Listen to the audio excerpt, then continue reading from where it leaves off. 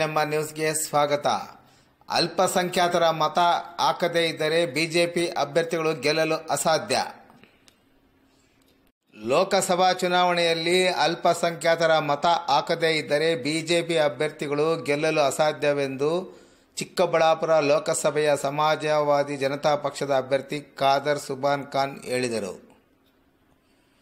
ಅವರು ಭೇಟಿ ಮಾಡಿದ ವರದಿಗಾರರೊಂದಿಗೆ ಮಾತನಾಡಿ, ಬಿಜೆಪಿಯ ಕೆಲ ಮುಖಂಡರುಗಳು ಹಲವು ದಿನಗಳಿಂದ ಅಲ್ಪಸಂಖ್ಯಾತರ ಕುರಿತು ಅವಹೇಳನಕಾರಿ ಭಾಷಣಗಳನ್ನು ಮಾಡುತ್ತಿರುವುದು ಸರಿಯಿಲ್ಲ ಎಂದರು.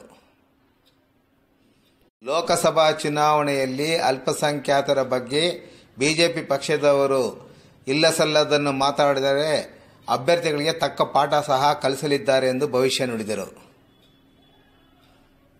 ಬಿಜೆಪಿ ಮುಖಂಡ ಈಶ್ವರಪ್ಪನವರು ಮೊದಲು ತಮ್ಮ ಬಾಯಿಗೆ ಬೀಗ ಹಾಕುವಂತೆ ಆಗ್ರಹಿಸಿದ ಅವರು, ಅಲ್ಪಸಂಖ್ಯಾತರ ಬಗ್ಗೆ ಮಾತನಾಡುವ ಹಕ್ಕು ಅವರಿಗಿಲ್ಲ.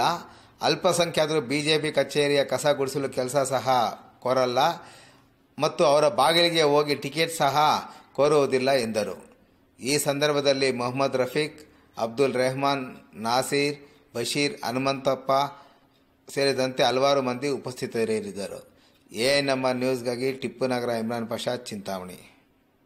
ಪಟ್ಟಿನ ಆದರೆ ಯಾರು ಅವರು ಮಧ್ಯವರ್ತಿಗಳಿರ್ತಾರೆ ಅವರು ಹೆಸರನ್ನು ಸೂಚಿಸಿಕೊಂಡು ಮಾತ್ರ ಅವರಿಗೆ ಫಲಾನುಭವಿಗಳಿಗೆ ಅನ್ಯಾಯ ಆಗ್ತಾಯಿದೆ. ಇವತ್ತು ತಗೊಂಡು ಇರೋರಿಗೆ ತಗೊಳ್ತಾ ಇದ್ದಾರೆ.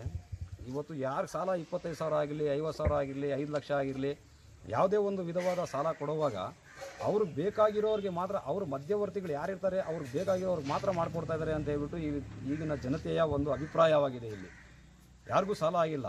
ಸುಮಾರು ಅಂದರೆ 40-50 ಸಾವಿರ ಅಪ್ಲಿಕೇಶನ್ ಹೋದ್ರೂ ಸಹ ಅದರಾಗಿ ಅವರು ಬೆಂಬಲಿಗರು ಯಾರಿದ್ದಾರೆ ಅವ್ರ ಕುಟುಂಬಗಳಿಗೆ ಮಾತ್ರ ಸಮೇತ ಮಂಜೂರಾಗಿದೆ ಅಂತ ಒಂದು ಜನಗಳಲ್ಲಿ ಸಾಮಾನ್ಯವಾಗಿ ಕೇಳಿಬರ್ತಾ ಇದೆ ಇವಾಗ.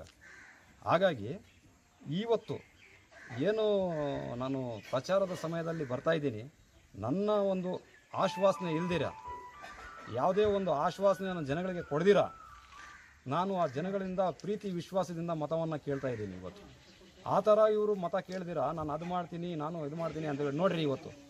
ಇವತ್ತು ಒಬ್ಬ ಪ್ರಭಾವಿ ವ್ಯಕ್ತಿ ಒಬ್ರು ಹೇಳಿದ್ದಾರೆ, ನಾನು ಈಗ ಎತ್ತಿನ ಹೊಳೆ ನೀರು ಹರಿಸ್ಬಿಟ್ಟು ನನ್ನ ಪ್ರಾಣ ತ್ಯಾಗ ಮಾಡ್ತೀನಿ ಅಂತ ಹೇಳ್ಬಿಟ್ಟಿದ್ದಾರೆ. ಈಗಲೇ ತ್ಯಾಗ ಮಾಡಿಬಿಟ್ರೆ ಒಳ್ಳೇದಲ್ವಾ? ಇಷ್ಟು ವರ್ಷ 10 ವರ್ಷ ಇದು ಕ್ಷೇತ್ರದ ಜನತೆ ಎಲ್ಲನೂ ಅವ್ರಿಗೆ ತೀರ್ಮಾನ ಕೊಟ್ಟು ಬೆಂಬಲಿಸಿ ಕಳಿಸಿದಾರಲ್ಲ. 10 ವರ್ಷದಲ್ಲಿ ಏನು ಮಾಡಿದ್ದಾರೆ ಅವರು? ಯಾವುದೇ ಒಂದು ರಸ್ತೆ ಮಾಡಿದಾರ ಸರಿಯಾಗಿ?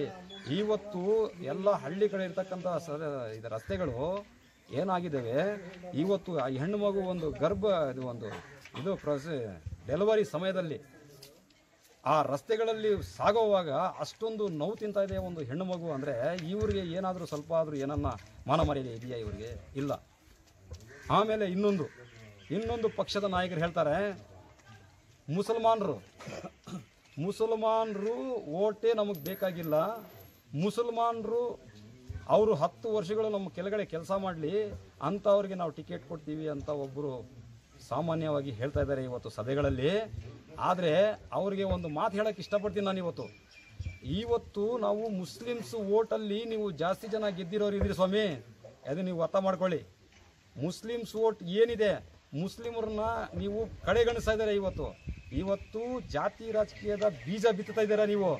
ಆ ಜಾತಿ ರಾಜಕೀಯದಿಂದ ನೆಮ್ಮದಿ ಕೆಡಿಸ್ತಾ ಇದ್ದೀರಾ, ಜನಗಳು ನೆಮ್ಮದಿ ಕೆಡಿಸ್ತಾ ಇದ್ದೀರಾ ನೀವು.